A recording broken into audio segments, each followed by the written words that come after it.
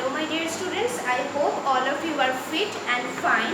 Today we will be discussing a new chapter of general knowledge in English 1 video of yesterday. I have already taken the names of the students whose GK projects I have received. Okay, and as the last date is over, even the extended last date is also over.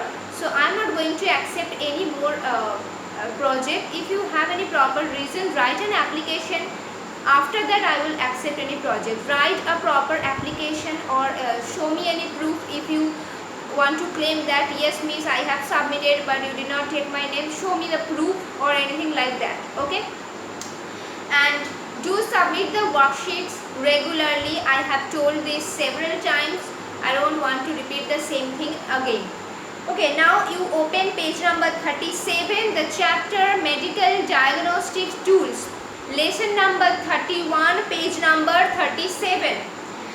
As I always suggest you, you open the study material that I have uploaded and watch the video simultaneously. It will be helpful for you. The first one. No, before that, doctors use different medical devices to assess a patient's health and to diagnose a number of different medical conditions. Obviously, there are different tools used to diagnose, used for the diagnosis of different diseases. Okay, different physical problems. These devices help them to form a diagnosis. Fill in the missing letters of different equipment with reference to their images. So the first one, that is a stethoscope, that we all have seen obviously. The stethoscope is an acoustic medical device for auscultation or listening to internal sounds of an animal or human body. Yes, stethoscope is used for animal to diagnose the animals also. It typically has a small disc-shaped resonator that is placed against the skin and one or two tubes connected to two earpieces. A stethoscope can be used to listen to the sounds made by the heart, lungs or intestines, as well as blood flow in arteries and veins. The last thing is the most important one. The last sentence is the most important one, and I have attached the picture of a stethoscope and you can find it in your book also. Okay, the last line, the last sentence that I have provided, for which purpose a stethoscope can, for which purposes actually the stethoscope can be used, that thing is really important. The next one, second one, that is ultrasound. Okay, that is ultrasound. Medical ultrasound includes diagnostic imaging techniques as well as therapeutic applications of ultrasound. In diagnosis, it is used to create an image of internal body structures such as tendons, muscles, joints, blood vessels and internal organs. Okay, the purpose for which each diagnostic tool is used, that is the most important thing from this chapter. Okay, now the third one, it is magnetic resonance imaging, MRI. We generally are acquainted with the term MRI. The full form is magnetic resonance imaging. Magnetic resonance imaging, MRI, is a medical imaging technique used in radiology to form pictures of the anatomy and the physiological processes of the body. MRI scanners use strong magnetic fields, magnetic field gradients and radio waves to generate images of the organs in the body. So how does the process, how does it work through these things? These things are also important. Okay, you remember this video is going to be very short. I am not teaching two chapters together nowadays because you have half yearly examination. Just after a few days you have also submitted the GK. Most of the students, though I think almost 20% students they have not submitted. I cannot say anything about them because I have almost kind of requested you to submit the project, but you didn't care.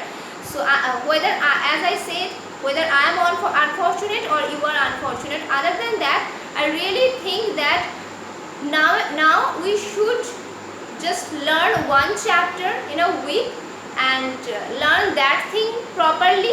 That will be okay before half yearly examination. After that, we will again start reading two little chapters, two small chapters within a single day. Okay. Now the next one. Is CT scan. CT scan. Computed tomography CT. Computed tomography CT scan is a useful diagnostic tool for detecting diseases and injuries. It uses a series of X-rays and a computer to produce a 3D image of soft tissues and bones. CT is a painless, non-invasive way to diagnose conditions. Each sentence is important. The personnel that perform CT scans are called radiographers or radiology technologists. The last sentence is really important. Okay, this is that's it. That is all the information that I have provided for CT scan. You don't need to go much deeper.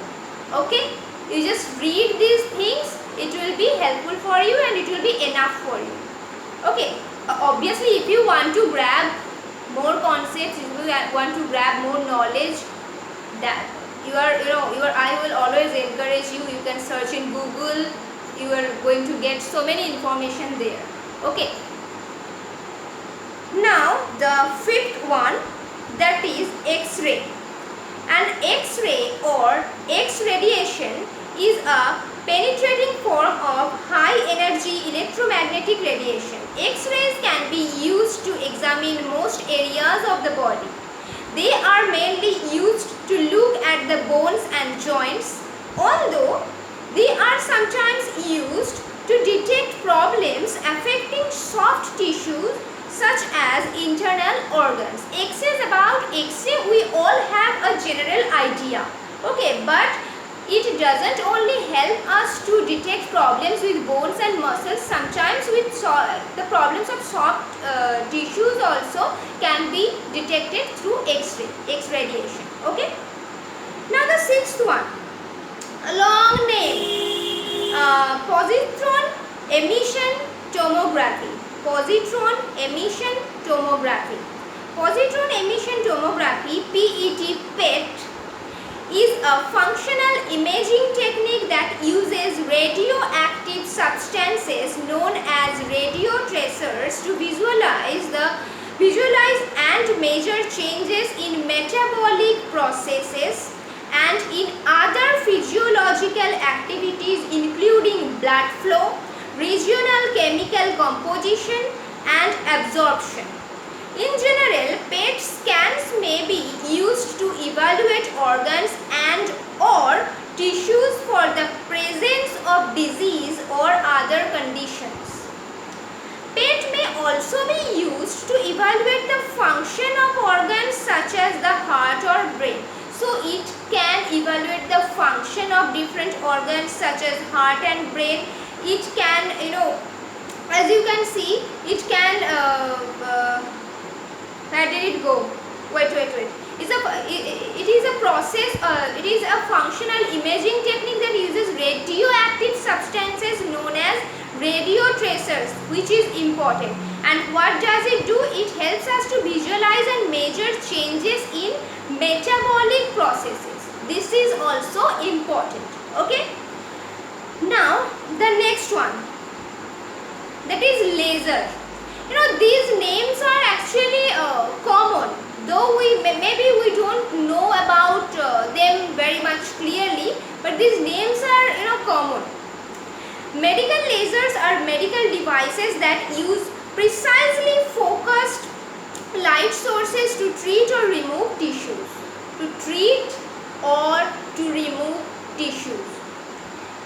The term laser stands for light amplification by stimulated emission of radiation. This is important.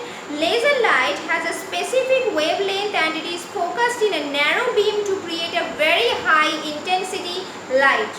Because lasers can focus very accurately on tiny areas, they can be used for very precise surgical work or for cutting through tissues. They can, they can be put, on a particular very tiny area, very precise area.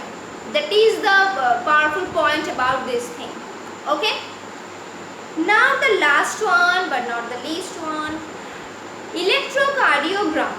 Okay, an electrocardiogram, ECG, the common name is ECG, is one of the simplest and fastest tests used to evaluate the heart.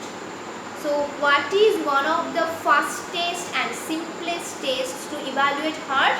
ECG or electrocardiogram. Electrodes, what is electrode? Small plastic patches that stick to the skin are placed at certain spots on the chest, arms and legs. The electrodes are connected to an ECG machine by lead wires. Lead wires. Any metal cannot be used. Lead wires. The electrical activity of the heart is then measured, interpreted and printed out. No electricity is sent into the body. So question may come during ECG. Do we need to send any electricity inside the body? No. The answer will be no. So that's it. You are going to get the pictures in your book, in the study material also, and some extra information as I always provide in the study material. Just a little bit information, nothing else. You just go through the study material and watch the pictures.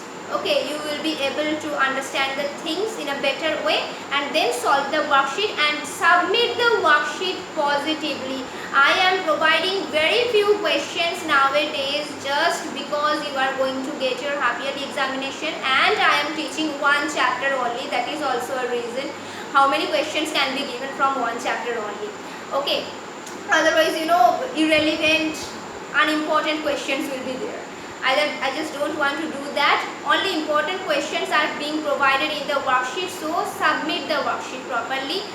And anything else if you want to know, we will talk in the live class. Okay, bye bye for now.